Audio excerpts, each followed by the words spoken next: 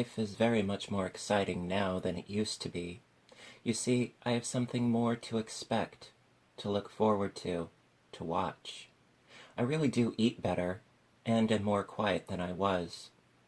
John is so pleased to see me improve.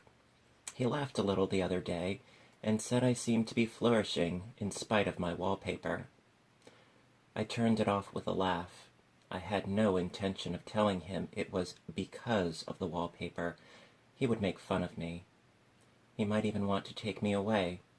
I don't want to leave now, until I have found it out.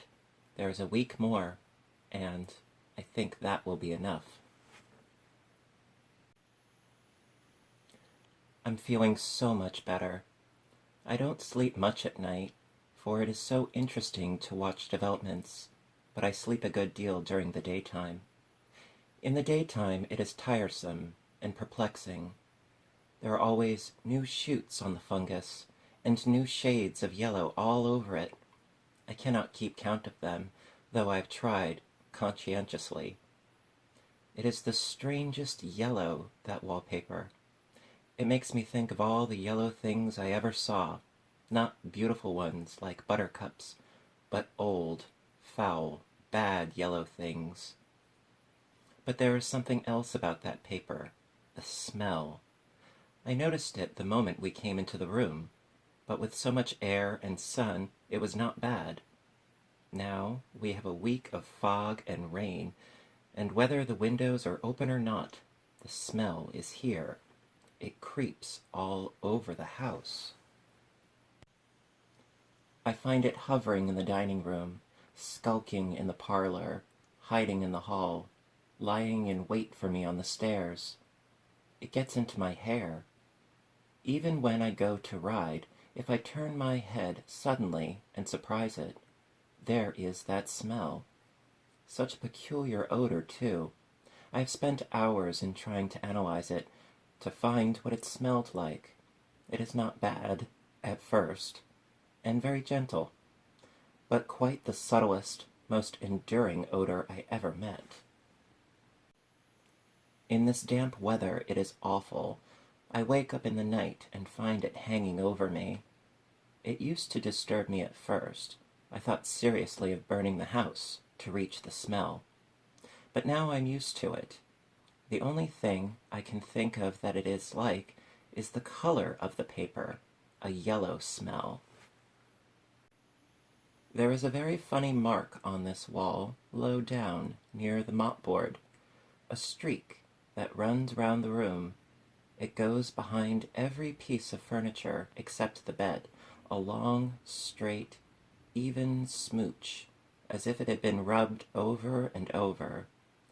I wonder how it was done and who did it, and what they did it for, round and round and round, round and round and round.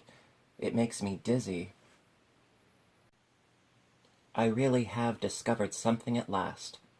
Through watching so much at night, when it changes so, I have finally found out. The front pattern does move, and no wonder. The woman behind shakes it. Sometimes I think there are a great many women behind, and sometimes only one, and she crawls around fast, and her crawling shakes it all over. Then, in the very bright spots, she keeps still, and in the very shady spots, she just takes hold of the bars and shakes them hard. And she is all the time trying to climb through, but nobody could climb through that pattern. It strangles so. I think that is why it has so many heads. They get through, and then the pattern strangles them off and turns them upside down and makes their eyes white. If those heads were covered or taken off, it would not be half so bad. I think that woman gets out in the daytime, and I'll tell you why, privately. I have seen her.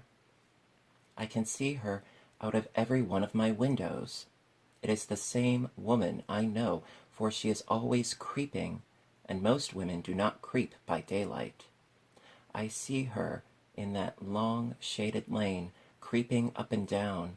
I see her in those dark grape arbors, creeping all around the garden.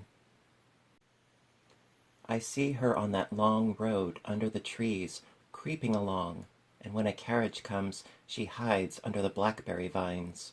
I don't blame her a bit. It must be very humiliating to be caught creeping by daylight. I always lock the door when I creep by daylight. I can't do it at night, for I know John would suspect something at once. And John is so queer now that I don't want to irritate him. I wish he would take another room. Besides, I don't want anybody to get that woman out at night but myself. I often wonder if I could see her out of all the windows at once. But, turn as fast as I can only see out of one at one time. And though I always see her, she may be able to creep faster than I can turn. I have watched her sometimes away off in the open country, creeping as fast as a cloud shadow in a wind.